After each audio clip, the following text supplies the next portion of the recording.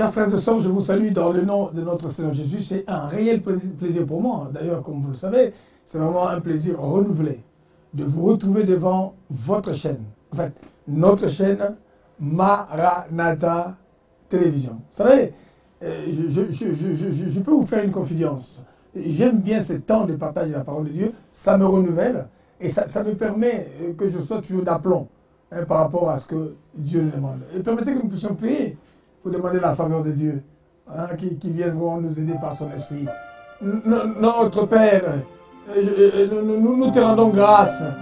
Et nous prions vraiment, Seigneur, que ce temps nous soit donné d'exalter ton nom de gloire. Merci pour ce temps de partage, ce temps d'affectation, ce temps où nous voulons élever le nom de Jésus en toutes choses. Règne au milieu de nous en ces temps de la fin de l'année où beaucoup s'éparpillent dans tous les sens pour chercher. Mais nous avons appris à lever nos regards vers toi, qui est notre seul maître et sauveur. Reçois l'honneur. Au nom de Jésus-Christ, notre Seigneur et Sauveur. J'ai ainsi prié. Amen. Amen. Amen. Amen. Voilà, bien aimés, je voudrais lire avec nous la parole de Dieu dans la deuxième épître de Galates. Et je commence à partir du premier verset, bien sûr, et nous irons jusqu'au verset 5. Alors, je lis la parole de Dieu. Puis, 14 ans après, je suis retourné à Jérusalem avec Barnabas. J'ai pris aussi Tite avec moi. J'y suis retourné parce que Dieu m'avait dit de le faire. À Jérusalem, j'ai présenté aux chrétiens la bonne nouvelle que j'annonce à ceux qui ne sont pas juifs. Je l'ai aussi présenté aux responsables de l'Église, dans une réunion à part. En effet, je ne voulais pas que mon travail d'aujourd'hui et d'hier soit perdu. Mais on n'a même pas obligé Tite qui était avec moi, alors qu'il est grec, à se faire circoncire. Pourtant, des faux frères le voulaient. Ils étaient venus au milieu de nous comme des ennemis. Ils venaient voir comment nous utilisions notre liberté. J'insiste. Cette liberté qui nous vient de Christ Jésus. Ils voulaient nous rendre esclaves. Mais nous n'avons pas voulu céder à ces gens-là, même pas un moment, afin de garder pour vous la vérité de la bonne nouvelle. Voilà, chers frères et sœurs, cette parole-là, ça m'interpelle de prime abord. Vous savez, aujourd'hui, quand vous partez dans les réseaux sociaux, les gens, bien aimés, qui viennent de l'extérieur, avec leur soi-disant caméra, les gens qui se permettent de venir épier, les gens qui viennent se permettent de venir, bien aimés, nous voir dans notre liberté de servir Dieu. Bien aimés, je ne sais pas, je m'interroge. Ces gens-là, bien aimés, quand ils font leur culte dans leur culte secret, personne n'y va. Les occultistes, les francs-maçons, les rosicruciens, et j'en passe. Ils ont leur intimité à leur manière quand ils font leur culte. Mais c'est que je ne comprends pas, bien aimé, que les gens soient rentrés dans le lieu de culte qui est censé être un lieu sacré. C'est vrai, nos pratiques ne sont pas les mêmes. La manière de célébrer les cultes, bien aimé, ne sont pas. Nous n'avons pas la même liturgie. Si vous allez chez les bouddhistes, la manière de célébrer, ça c'est leur manière. Si vous allez chez les pentecôtisants également, ils ont une manière de célébrer. Bien, je ne sais pas. Ces personnes, bien aimé, viennent s'immiscer, viennent s'infiltrer dans nos lieux de culte pour épier notre liberté. La parole de Dieu nous dit, bien aimé, là où il y a l'Esprit de Dieu, il y a la liberté. On n'a pas une manière conventionnelle de faire des choses. Bon, après, la pratique, bon, chacun sait comment il le fait, ça c'est un autre problème. Mais le fait que les gens soient rentrés dans l'endroit où nous célébrons Christ. Bien aimé, non, c'est pas possible. Les lieux de culte doivent être respectés. Que tu sois journaliste, que tu sois qui que ce soit, cet endroit-là n'appartient pas, bien aimé, aux gens qui viennent simplement pour prendre des choses qui ne vont pas. Vous voulez me dire que là où ces gens l'ont pris, il n'y a pas d'autres choses qui vont pour le mieux. Jusqu'à aller regarder la montre du pasteur qui l'a portée. Bien aimé, je m'interroge. Seulement, vous savez, à ce moment-là, il y a des montres qui ressemblent aussi à ces marques-là, mais qui sont fabriquées en Chine aussi. Il y a aussi de ces marques-là.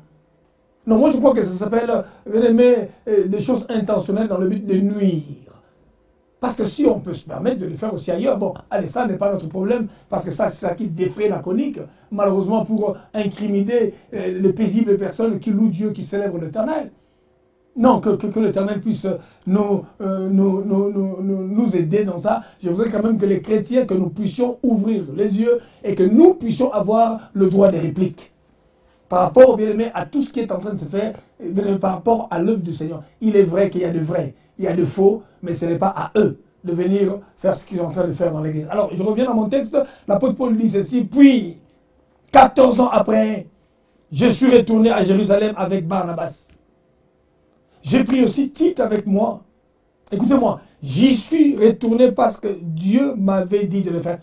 Quand nous parlons de Jérusalem, bien aimé, c'est toujours l'endroit d'adoration. Jérusalem aujourd'hui est assimilé à tous les endroits qui sont affectés, les lieux de culte, j'allais parler. L'endroit où les enfants de Dieu se rassemblent. Voilà pourquoi je me suis insurgé un petit peu au départ de comprendre comment les gens peuvent venir, bien aimé, banaliser nos endroits de culte. Parce qu'ils sont journalistes, parce qu'ils sont ceci. Non, ils n'ont pas le droit de le faire, parce que nous ne savons pas ce qu'eux ils font. S'ils sont occultistes, alors on fait comment?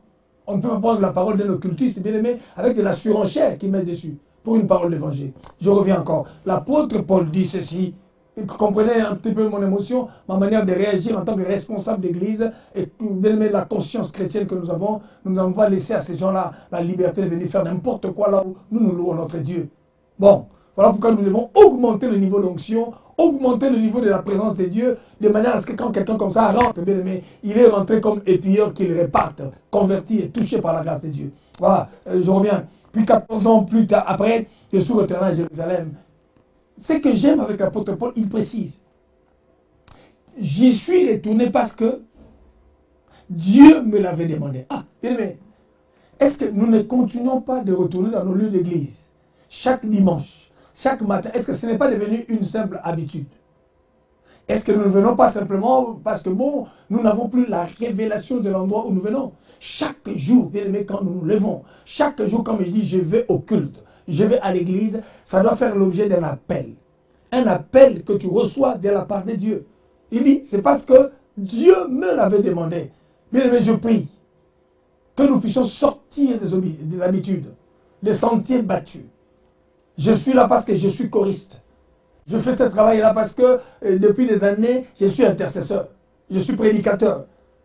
Or, il y a risque que nous puissions devenir des prédicateurs professionnels. Ah, pardon, il ne faudrait pas que nous puissions arriver à ce stade-là.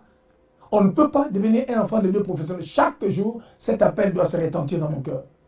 La voix du Seigneur m'appelle. Dieu m'appelle. Et quand c'est Dieu qui nous appelle, quand nous arrivons dans ces lieux-là, nous faisons ces choses avec révélation. Nous faisons ces choses, bien aimés, avec sérieux. Nous faisons ces choses avec consécration.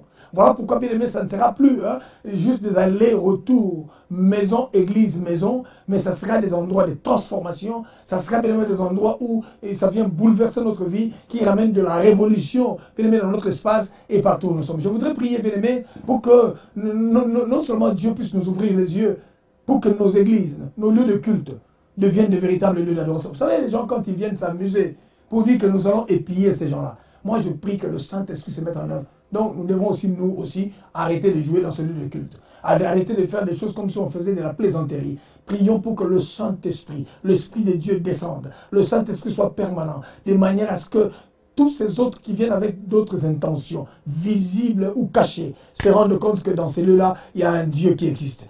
Il y a un Dieu qui règne. Et il n'y a que la présence de Dieu qui soit capable de faire changer d'avis ceux-là qui viennent pour perturber. Donc je voudrais prier, encore une fois, pendant ce temps pour que le Saint-Esprit vienne nous aider. Notre Père et notre Dieu, ton Église a besoin de toi. Ton culte a besoin de toi. Ton peuple a besoin de toi. Tes serviteurs ont besoin de toi. Tes enfants ont besoin de toi, Dieu. Combien l'ennemi s'élève. Hérode a dit, allez voir là où il y a le fils. Allez aussi voir là où il y a l'enfant qui est né. Pour que moi aussi j'aille pour l'adorer. Ils font semblant de venir adorer. Ils font semblant de venir communier avec nous. Alors qu'ils ont des intentions malveillantes. Dieu, nous prions. Pour que le Saint-Esprit puisse inonder ces lieux. Pour que ta présence glorieuse, notre Père, puisse se manifester puissamment. Parce que tu n'as pas changé. Tu es celui qui intervient. Tu es celui qui défend la cause, bien, notre Père, de ton nom. Merci encore de nous donner la révélation de tout ce que nous faisons pour toi. Aller au culte n'est pas seulement une habitude. Paul a dit, j'y suis allé parce que Dieu me l'avait dit. Dieu me l'avait révélé. Que l'impact de la révélation puisse nous pousser à bien faire des choses pour toi.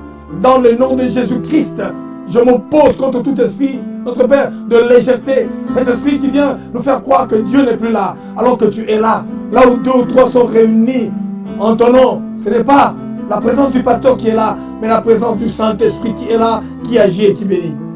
Ouvre-nous les yeux, donne-nous la révélation de ta présence dans les lieux de culte, les endroits où nous allons pour, Seigneur, te célébrer et communier avec toi. Au nom de Jésus. Au nom de Jésus, notre Seigneur et Sauveur. Amen. Amen. Amen. Voilà, chers amis, je bénis le Seigneur parce que je prie vraiment que nos lieux de culte deviennent des espaces de transformation, des puissances, où ceux qui s'amusent en croyant que Dieu n'agit plus, le Dieu de l'Ancien Testament est encore le Dieu du Nouveau Testament, il agit puissamment et glorieusement. Alors recevez mes salutations en Christ encore une fois et soyez bénis de nous retrouver sur notre chaîne Orao Télécom. Bien entendu, nous sommes sur la chaîne 142, sur Maranatha Télévision. J'ai vu que ça commence à monter le nombre de vues sur YouTube. N'hésitez pas, faites partager ça avec les familles, nos maisons, pour qu'ensemble nous puissions bénéficier de cette parole puissante que Dieu nous donne. Soyez bénis, à très très bientôt. Merci.